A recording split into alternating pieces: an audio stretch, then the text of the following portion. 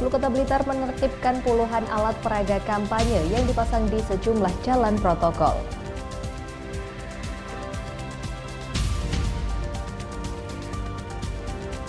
Jelang Hari Raya Natal, 8 napi lapas kelas 2B Tulungagung mendapat pengurangan masa tahanan atau remisi khusus.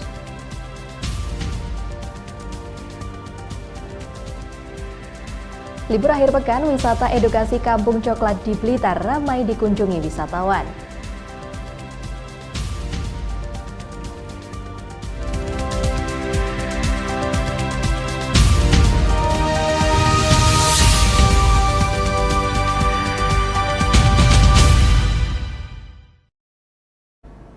Assalamualaikum pemirsa, Anda kembali menyaksikan Toho Hari Ini Sepekan. Itulah tadi sejumlah cuplikan berita pilihan yang sudah kami kumpulkan dan rangkum untuk hari ini.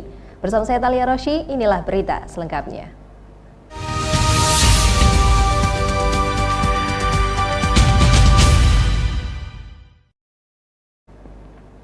Diduga telah melakukan perbuatan asusila terhadap anak di bawah umur, seorang oknum perangkat desa di Tulungagung, Jawa Timur didemo warganya.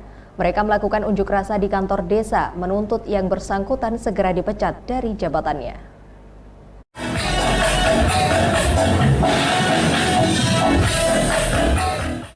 Ratusan warga desa Gecikan, Kecamatan Pakel, Tulungagung, Jawa Timur, Kamis siang menggeruduk kantor desa setempat. Sambil membawa berbagai poster berisi tuntutan, mereka mendesak agar salah seorang oknum perangkat desa Gecikan segera dipecat. Tuntutan tersebut disampaikan warga karena oknum perangkat desa berinisial PR diduga telah melakukan tindakan asusila terhadap anak di bawah umur. Koordinator aksi Hadi Winoto mengatakan, warga merasa resah dengan adanya dugaan aksi pelecehan seksual yang diduga dilakukan oleh oknum perangkat desa tersebut. Warga mengancam jika tuntutan pemberhentian oknum perangkat desa yang menjabat sebagai kasih pemerintahan tersebut tidak segera dipenuhi, mereka akan melakukan aksi dengan jumlah massa yang lebih besar. Tuntutan warga karena akhir-akhir ini Desa Gecikan diresahkan dengan dugaan tindak asusila dari salah satu oknum perangkat desa kita, inisial PR. Ini dugaannya tindak asusila atau pelecehan seksual di anak di bawah umur. Nah, demikian. Ini tuntutan dari warga agar perangkat desa tersebut diberhentikan dari jabatannya. Tuntutan ada di bawah, apa saja Pak? Ya, tuntutannya memang fokus kita ke pemberhentian perangkat desa tersebut. Korban dan terduga pelaku masih saudara ini, Mas? Ya, yang kami dapatkan informasi pelaku dengan korban, ya ini terduga ya, juga pelaku dan korban ini adalah masih ada hubungan famili, entah itu keponakannya atau mungkin yang pasti rumahnya berdekatan. Ini sudah dilaporkan ke polisi belum, Mas? Ya, menurut dari yang disampaikan oleh Ibu Kapolsek, ini sudah ada laporan dari pihak korban ke Polres Tulungagung atau mungkin ke PPA ya. Pak, kalau untuk pengawalan kasusnya sendiri seperti apa, Pak? Pengawalan kasus yang pasti kami perwakilan atau warga desa akan selalu sering-sering berkomunikasi dengan pemerintah desa atau bapak kepala desa. Ya. Kita akan selalu komunikasi dan juga dengan Bapak Camat kalau diperlukan nanti kami juga terus komunikasi. Jika tuntutan tidak segera dipenuhi yang dilakukan warga? Kami apabila ini seperti yang surat pernyataan ini secepatnya akan dipenuhi tuntutan dari masyarakat. Tapi andai kata ini nanti berlarut-larut, kami akan melakukan aksi serupa bahkan dengan masa yang lebih besar lagi. Ya. Menanggapi aksi dan tuntutan warga tersebut, Kepala Desa Gecikan Nur Hadi Setiawan menyatakan, pihaknya akan segera menindaklanjutinya. Pihaknya juga membuka pos pengaduan jika ada masyarakat yang merasa dirugikan oleh tindakan oknum perangkat desa berinisial PR tersebut. Karena diduga juga ada pelanggaran lain yang dilakukan oleh yang bersangkutan. Warga emosi dengan meluapkan isi hatinya bahwa perangkat yang seharusnya mengayomi, tapi kenyataannya yang diduga untuk melakukan hubungan tadi. Terus dari desa sendiri menanggapinya seperti apa?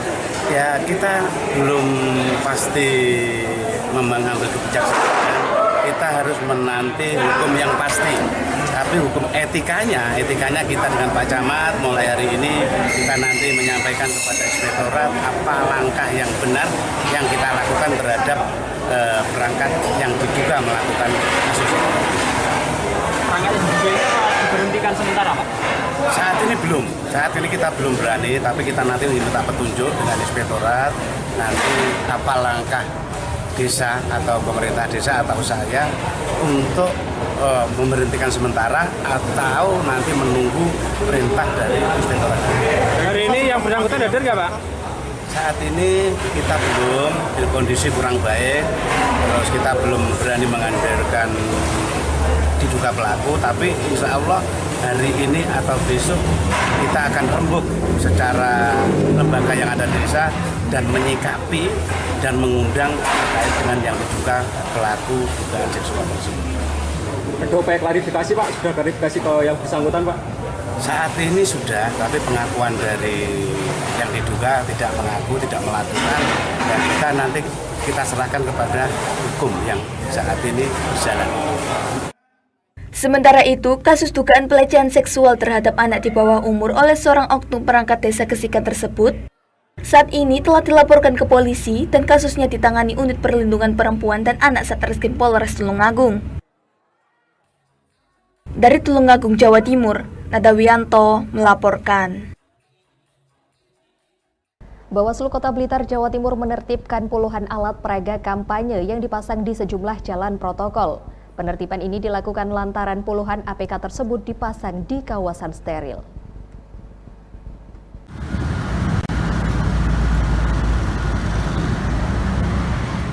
Bawaslu dan Satpol PP Kota Blitar ini melakukan penertiban alat peraga kampanye yang terpasang di sejumlah titik jalan protokol. Satu persatu baliho caleg yang masuk kategori alat peraga kampanye diturunkan paksa oleh petugas dengan menggunakan mobil Skylift. Penertiban ini dilakukan lantaran puluhan APK tersebut melanggar area pemasangan yang sudah ditentukan oleh KPU dan Bawaslu setempat. Sesuai aturan masa kampanye, alat peraga kampanye tidak diperbolehkan dipasang di sejumlah jalan protokol di Kota Blitar, di antaranya Jalan Sudanjo Supriyadi, Ayani, dan Jalan Merdeka. Tidak hanya itu, area sekitar sekolah, perkantoran, serta tempat ibadah juga tidak diperbolehkan untuk dipasang APK. M. Nur Aziz, Komisioner Bawaslu Kota Blitar mengatakan total ada lebih dari 20 alat peraga kampanye yang melanggar ketentuan ditertibkan paksa oleh petugas. Puluhan APK tersebut langsung dibawa petugas untuk diamankan di tempat penampungan. Sudah memasuki hari ke-18 masa kampanye ya, 15 Desember ya, terhitung dari tanggal 28 November kemarin. Nah, kemarin teman-teman Wacam, PKD juga sudah menginventarisir banyak APK yang melanggar, nah, terutama di jalur protokol ini. Jadi kemarin kami sudah mengirimkan surat himbauan dan juga saran perbaikan, sarper, di mana selama 3 kali 4 jam tidak dikerjakan, kami berkoordinasi dengan Satpol PP juga dan pihak-pihak terkait untuk menertibkan dan bertepatan dengan hari ini tanggal 15 Desember ini. Jadi nanti APK-APK yang sudah kita tertibkan kita kumpulkan jadi satu. Kemarin dapat tempat karena di Bawaslu sendiri juga tidak ada tempat, dikumpulkan di belakangnya Museum Peta. Di belakangnya Museum Peta. Jadi nanti misal ada peserta pemilu yang mau mengambil APK ya kita silakan lah. Selain itu, penertiban ini dilakukan untuk menjaga kondusivitas saat masa kampanye pada pemilu 2024 ini. Dari Blitar, Tiar Effendi melaporkan. Jelang Hari Raya Natal, 8 napi Lapas Kelas 2B Tulungagung mendapatkan pengurangan masa tahanan atau remisi khusus. Simak laporannya sesaat lagi.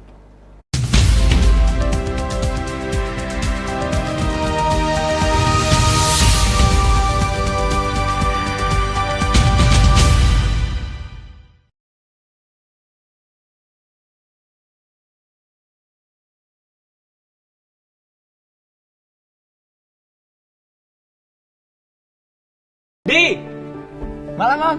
malam Di, jangan lupa charger mobilnya, pakai PLN Mobile, mumpung lagi diskon. Makasih Om. Sama.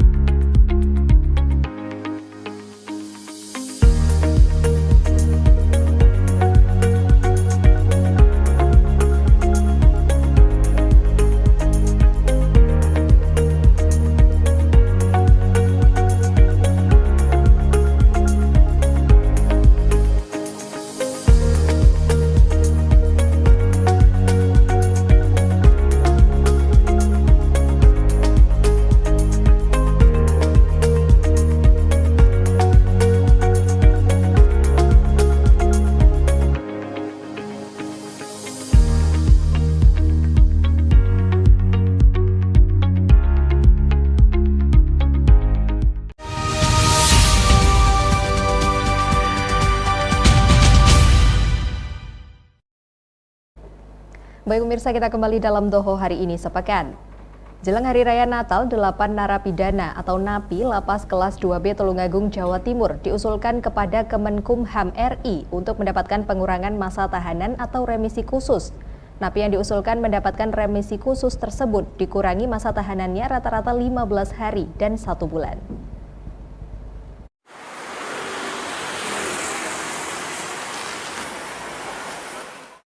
Sebanyak 8 napi dari 10 napi Nasrani, Lapas Kelas 2B Tulungagung, Jawa Timur sedikit lega. Karena telah diusulkan kepada Kemenkumham RI untuk mendapatkan remisi khusus hari Natal. Kedelapan napi tersebut layak diusulkan mendapat remisi khusus, karena telah menjalani hukuman selama 6 bulan dan lolos persyaratan administrasi. Mereka yang mendapat remisi merupakan napi dari kasus tindak pidana umum, yakni kasus narkoba dan pencurian.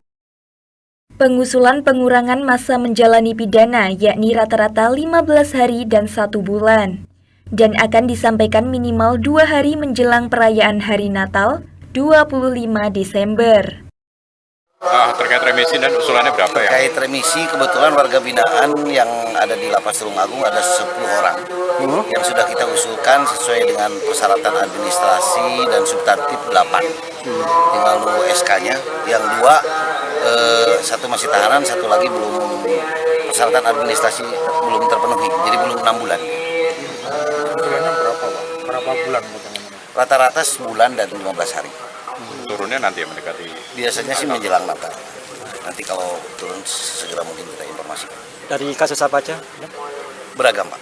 Beragam ya? Beragam, ada yang narkoba, ada yang pencurian. Saat ini Lapas Kelas 2B Tulungagung sudah terisi 645 warga binaan dengan total kapasitas lapas 250 orang. Dari Tulungagung, Jawa Timur, Nada Wiyanto melaporkan. Memasuki musim penghujan, Cabang Dinas Kehutanan atau CDK wilayah Nganjuk bersama dengan sejumlah instansi dan komunitas melakukan penanaman bibit pohon di sekitar Embung Roro Suratmi. Kegiatan rehabilitasi lahan kritis ini memberikan edukasi kepada masyarakat 3 manfaat utama menanam pohon.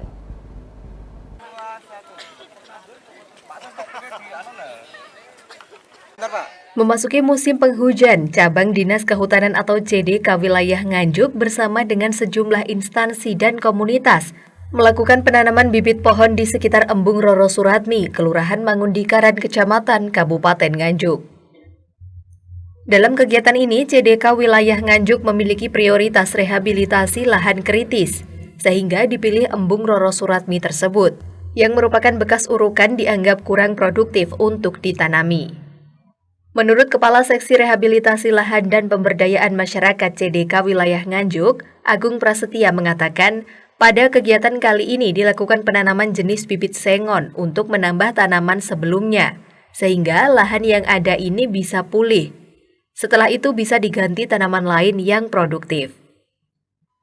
Kemudian dapat dilakukan penanaman multi-purpose tree species atau tanaman kekayuan yang bersifat multiguna karena bermanfaat dari segi ekologi maupun segi ekonomi seperti alpukat, kelengkeng, rambutan, dan sebagainya. Melalui kegiatan ini juga memberikan edukasi kepada masyarakat bahwa menanam memiliki 3 manfaat utama, di antaranya manfaat ekologi, yakni memulihkan ekosistem atau lingkungan yang kondisinya tidak ideal dapat diupayakan menjadi ideal. Yang kedua, manfaat ekonomi, yakni dengan ditanami tanaman yang menghasilkan buah, maka dapat menambah pendapatan masyarakat. Kemudian yang ketiga, manfaat sosial budaya, yakni merubah pola pikir masyarakat bahwa dengan menanami multi-purpose tree species, maka tidak hanya membuat alam menjadi lestari, namun tetap mensejahterakan masyarakat. Kegiatan penanaman bibit pohon ini juga memiliki pesan moral bahwa jangan tinggalkan air mata, tapi tinggalkan mata air. Dengan melakukan kegiatan penanaman bibit pohon di Embung Roro Suratmi tersebut, diharapkan apabila nantinya embung sudah terisi air, maka dapat dimanfaatkan bukan hanya untuk pertanian, namun juga wisata, sehingga diharapkan dapat menambah pendapatan masyarakat di sekitar. Jadi hari ini kami mengadakan penanaman bersama dengan melibatkan stakeholder, baik dari Pemkab Nganjuk, dari Forum Perhutani KPH Nganjuk, dari Kodim Nganjuk, dari Polres Nganjuk, juga dari peserta lain dari unsur pegiat lingkungan dan masyarakat. Jadi hari ini merupakan awal kami melakukan penanaman karena memang sudah memasuki musim hujan meskipun hujannya ini belum merata, sehingga ini menjadikan titik awal penanaman kita. Di tahun 2023 di akhir tahun ini kami rencanakan untuk menanam di wilayah kerja kami di Nganjuk, di Jombang dan Mojokerto.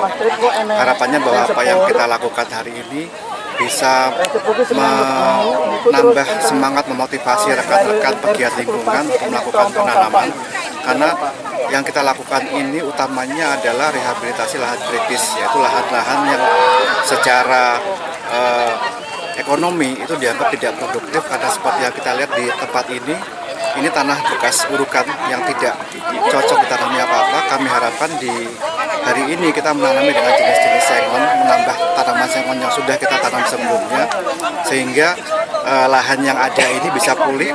Setelah itu bisa diganti tanaman-tanaman lain yang produktif seperti MPTS atau multi-purpose tree species, contohnya seperti alpukat, kemudian ada lengkeng, ada rambutan, dan jenis-jenis lain yang memang secara hasil bisa dimanfaatkan buahnya untuk menambah ekonomi masyarakat.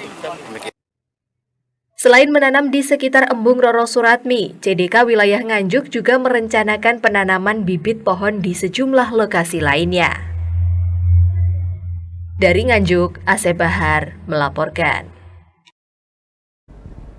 Libur akhir pekan wisata edukasi Kampung Coklat di Blitar ramai dikunjungi wisatawan. Simak laporannya sesaat lagi.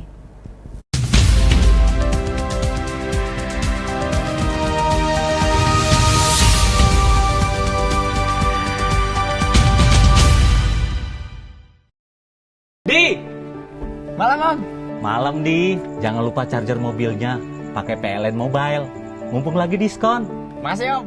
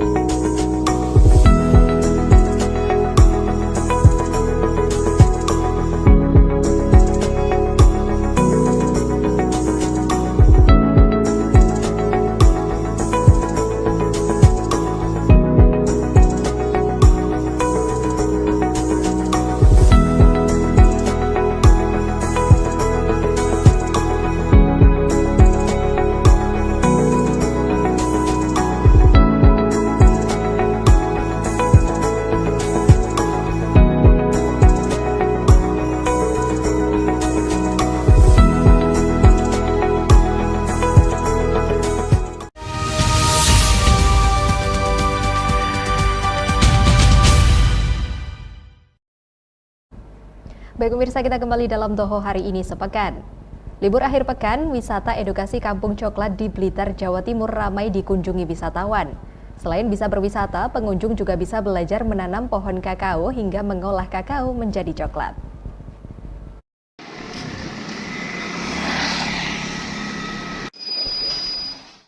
Wisata edukasi Kampung Coklat di Desa Plosorjo, Kecamatan Kademangan, Kabupaten Blitar, Jawa Timur menjadi salah satu tempat yang cocok untuk mengisi libur akhir pekan ini bersama keluarga.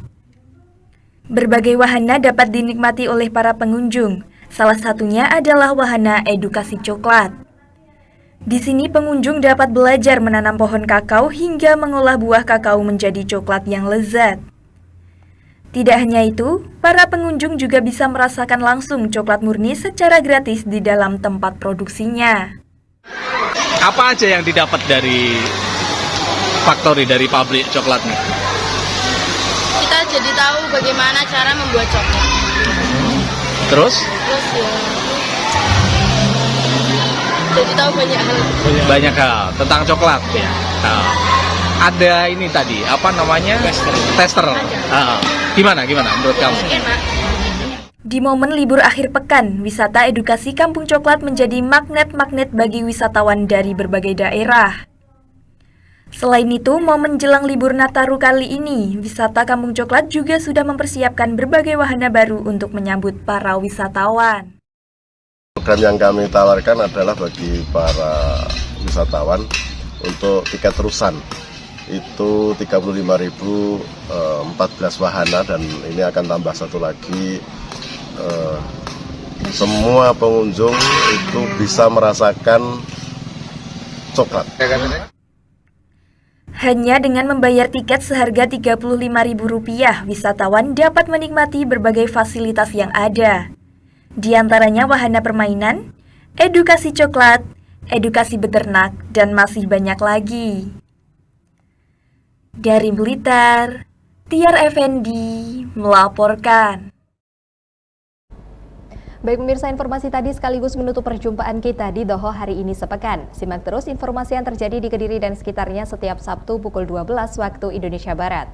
Saya Talia Rosy, mewakili kerabat kerja yang bertugas mohon undur diri. Terima kasih atas kebersamaannya. Wassalamualaikum warahmatullahi wabarakatuh.